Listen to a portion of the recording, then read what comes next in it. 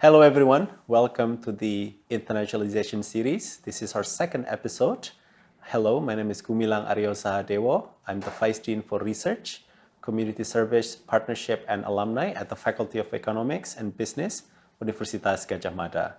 I'm also an associate professor in economics, focusing on human capital development as well as the economics of education.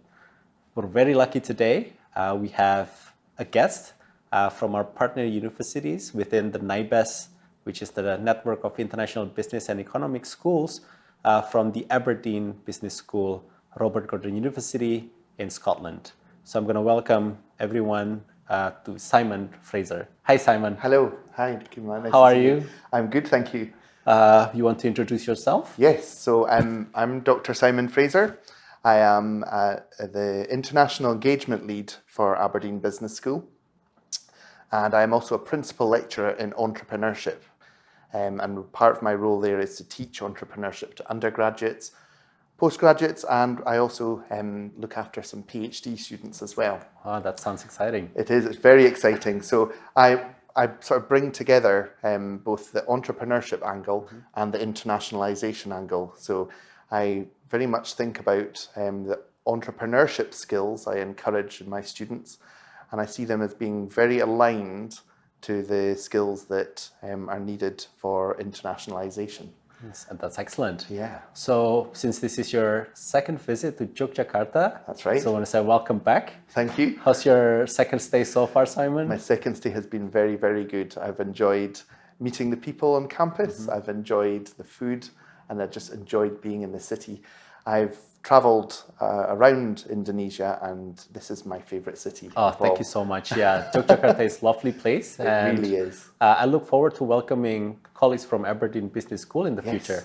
That's very much our idea. So the visit I've had here, I've spoken to a number of academic staff from a range of different disciplines, and I'm very keen to try and see if we can encourage some work between our two institutions to try and see if we can get some research, but also to look to see if there's opportunities for student exchange and these sorts of activities as well. Definitely. So Simon, I guess the first topic of the day, we've been discussing about internationalization, both at your school and our school. Can you share, a brief introduction of internationalization at the Aberdeen Business School, RGU? Yes. So my role is International Engagement Lead, and I've been very lucky in my time in that role to be able to design and work with networks of people across the different countries across the world. So one of the networks you mentioned was the NIBES network. Yeah. That has been instrumental for me in developing my networks, and it's how we met as well, which is really useful. So that's a network of business and economic schools. There are 21 different partners across the world, and that has allowed us to really think about our approach to how we do internationalization. I talked about my background as an entrepreneurship, principal lecturer in entrepreneurship. I talk about creativity, I talk about networking and opportunity spotting in entrepreneurship with my students. And I very much see that as something that links very much to internationalization as well. So the opportunity to visit other countries, as I'm doing here, has allowed me to spot opportunities and to notice different ways of thinking. I find that when you're in a new culture, in a new country, your mind is open. Yeah. You are noticing things more. You're thinking of opportunities. You're thinking of how you might work more closely with other colleagues.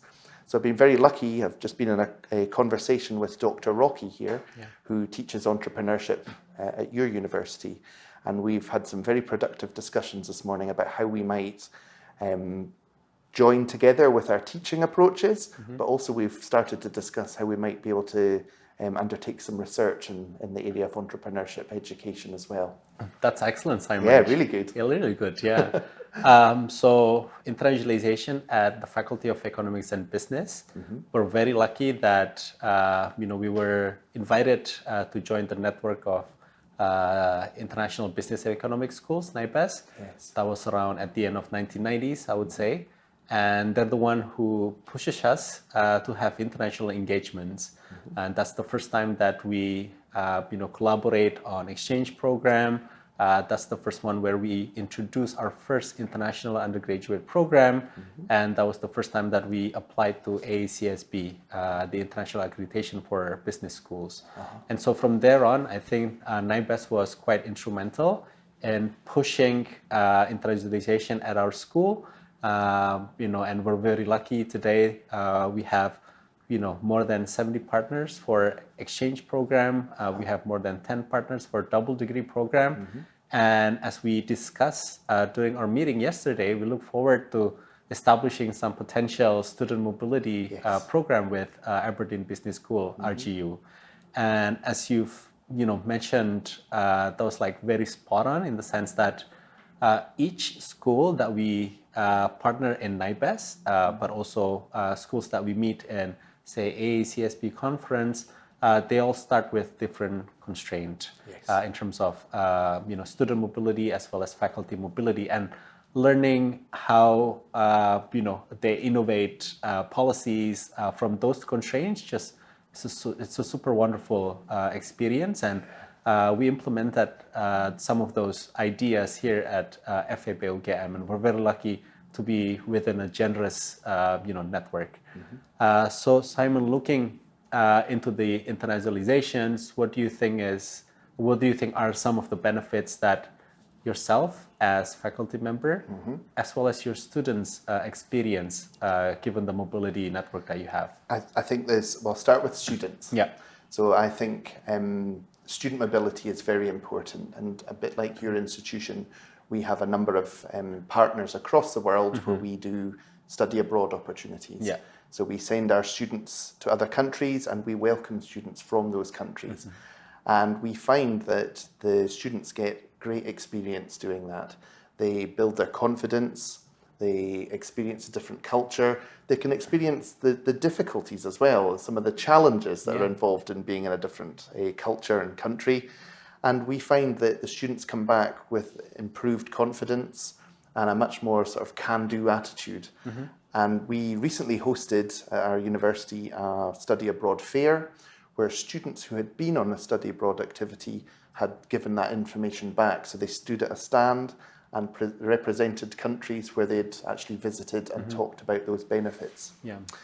For members of staff like myself, as I say, when you're in country and you're getting to meet people from different countries, your mind is open, you're challenged in the way that what it is you're doing already, you try it in different ways, you explore and learn from each other the different approaches that are taken.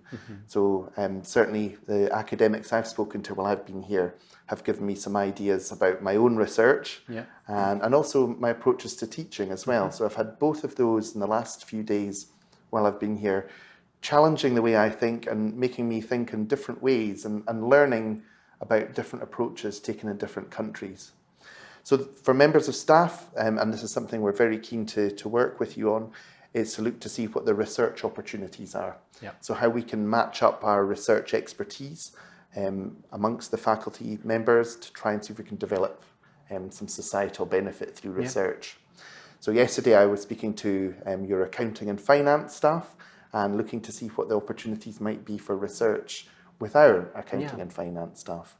Likewise with entrepreneurship, and it goes beyond. So just sitting down and taking some time outside of your normal day-to-day allows you that reflection and an opportunity to listen to how other people are approaching both teaching and research, and that really improves, I think, everybody's approach. I've learned so much while I've been here just in the last 2 days, just from having an open mind and being opportunistic, looking to see what the opportunities might be. And I've been very lucky while I've been here. I've been funded by the Scottish Educational Exchange Programme, which is known as SEEP, which is sponsored by an initiative from the Scottish Government, which has allowed academic staff like myself across Scotland to visit other partners and actually develop these projects. So I'm very grateful for the funding we got to do that. But I think staff mobility is very important too. I think in any internationalisation plan, you start from the local. Yeah. So we have a very international staff at the Robert Gordon University and in Aberdeen Business School, but we also have a very international student population. We have over 150 different countries represented. Yeah, amazing. So it's very international. And I think that we can harness that. We can think about how we drive forward using the knowledge that we have locally. So I mentioned all of our international staff. Then we can think regionally, and I was very lucky to get to go to MIT in Boston a couple of years ago and experience what it was like to learn how they teach entrepreneurship in their country. And that was a regional initiative that was sponsored by Opportunity Northeast in Aberdeen. And the idea there was that we had a regional network where we started to think about entrepreneurship and how we actually maybe started to work together to support students and businesses around us. And then there's international level. So, and this is where we're at here, where there's the opportunity to share ideas between institutions that are in different countries. That's, for me, it's just one of the best things. I've done some research into this. I've looked to see about how people approach partnership work. And I find that the people I have met at the institutions that are involved with student exchange and partnerships are very motivated to try and help others. They want to see that there's a societal benefit from this, that we're encouraging peace and a nice way of working together. And for me, it just really motivates me. It's something I'm really passionate about. Yeah, that sounds great, Simon.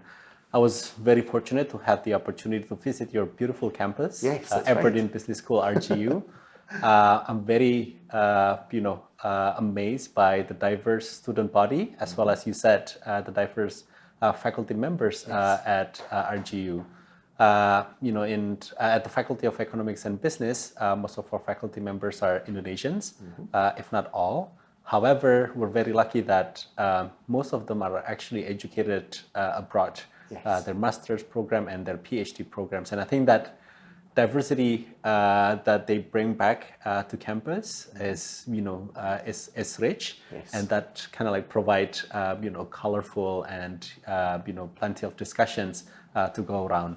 So from our side, we totally agree with you that the benefits for the faculty members, the academic staff is significant. Not only that they can start research collaboration with faculty members from different international partners, but they can also look at local context and how they differ to the local context in Indonesia, for example. And that provides them with opportunities to not only open their mind, but also to generate research questions and then refine those research questions alongside with collaborators. And so these types of discussions are something that we want to bring in and grow within the international network. And benefits that faculty members get from this engagement are going to be also useful for students in the classroom. They can experience what the faculty members have experienced before, and that seeps into the lectures that they deliver in classrooms. Also, the richness of the lectures, given the their experience and research and publishing, looking at different lenses, and I think that's very important for our students as well. But at the same time, internationalization allow our students to, again, discover the world, and we're very lucky that not only students can go through the exchange program and the double degree program that we have, but we also, our students were also supported by the Indonesian International Student Mobility Award by the Ministry of Education, Higher Education, Research and Technology at that time, or the ISMA program. And some of the students actually went to Aberdeen Business School, RGU, and so they were excited about the opportunity. And so we hope that such arrangement and scholarship will also be available in the future. But at the same time, we also have opportunities to send our students abroad or alumni abroad using the Indonesian Scholarship Fund or the LPDP scholarship. And that's also going to provide plenty of opportunities to not only explore the world, learn from the best in the field, but also to do some research and go back and contribute to the society. I think at the end of the day, why business schools are here is to provide solutions, is to provide impact to the society. So I think that's what we're keen about. So Simon, can you share with us what you think the future of internationalization is? That there is this now constraint about the cost of traveling, and not only in terms of the monetary cost, but also to the environment. At the same time, online technology is it's booming. Everyone now has an access to internet and online learning. What do you think is the future going to look like? So when I teach entrepreneurship, one of my master's modules is called Technology, Innovation and Commercialization. Okay. And what we think about there is how we can use technology in moving forward. So I get my students to think about developing business ideas using technology. And I think we have to do that with internationalization as well. We need to think about how we harness technology to do that. So there are all sorts of platforms that are out there that allow us to communicate much more freely than we ever have before. Yeah. So using online platforms to speak to each other, online conferences. And also I think it's about thinking cleverly as well. So obviously we're trying to be more sustainable and travel less and do less carbon into the environment. But really I think the clever thinking about some of the meetups we can have, the face-to-face meetings are still very important. Yeah. So when in a face-to-face meeting, you never know where the conversation might go. So I would never want to lose that. I think the opportunity to carefully plan how we meet up and discuss ideas is really important. So the face-to-face meetings I've had here have totally been unplanned, and they have come up with all sorts of different opportunities that we can explore. Before I came here, you and I had decided the sorts of things we'd discuss. We've gone way beyond that this time, just through the opportunity to chat and discuss ideas over a period of time. It's not about having a situation where you've got to come up with ideas in a very structured way very quickly. The relaxation that we get when you're actually in country really helps. So we've discussed ideas in all sorts of situations. Over dinner, we've come up with some really great opportunities that can be followed. So I think with my entrepreneurship lens, there's great opportunity in terms of what we might do in terms of partnerships moving forward. And I think that the groupings of partnerships we have really help there as well. So the NIBIS network, as we've mentioned, has been something that's been instrumental in having discussions and creating situations where students can move between countries and also staff. The conversations start happening at the dinner table, around the meetings, and there's all sorts of opportunities that arise from that. Yeah. So from our side, I think what we want to try to explore and pursue is, the future of research within the international collaboration. So previously, we tend to collaborate on research with the aim of publishing in top journals, for example, which is good, and I think we should still strive for publication in top journals. But at the same time, given the demand towards business school, that not only they business schools publish in top journals, but also to provide solutions to the society. And I guess one of the future that we can think about is we collaborate not only to do research and publish well, but to also provide societal impact for the society. So, for example, we've been talking about the potential of doing a collaboration on the farming project, for example. We can try to identify some of the constraints that farmers have, for example, to diversify their crop, and we can try to identify what are some of the solutions that they think about. We can communicate these solutions to related stakeholders within the country. We can try to provide ideas for innovations. And I think that's something that we want to try to pursue, given the problems that we have at hand. I know that through discussions I had with some of your academic staff yesterday, it unstuck me from a research paper that I'm currently working on about farmers and their entrepreneurial identity. Yeah. And I spoke to some of your colleagues and it unstuck me. I read some other articles and it's helped me to think about how I might approach that. So these sorts of conversations, so we'll talk about research, we already have done some research, but we find that just through having these conversations with international partners like yourselves, it can sometimes move you forward. Yeah. We both have similar research interests. We do. And we've discussed those, and there's opportunities for us to develop those, which I'm very excited about. So being in a situation where you get to chat and get to talk about what your background is, what your interests are, it can be so powerful, an international partnership. Well, thank you so much, Simon, for visiting Faculty of Economics and Business UGM again. Very lucky to have had the opportunity to visit. We also look forward to visiting your beautiful campus again. Yes, please. I really enjoy the river at the back of the campus. That's it's so right. serene. Yes. And we look forward to having not only our students at your campus, but your students in our campus. Yes. And we look forward to having your faculty members and our faculty members collaborate on research projects, hopefully generate societal impact for the broader society. Yes.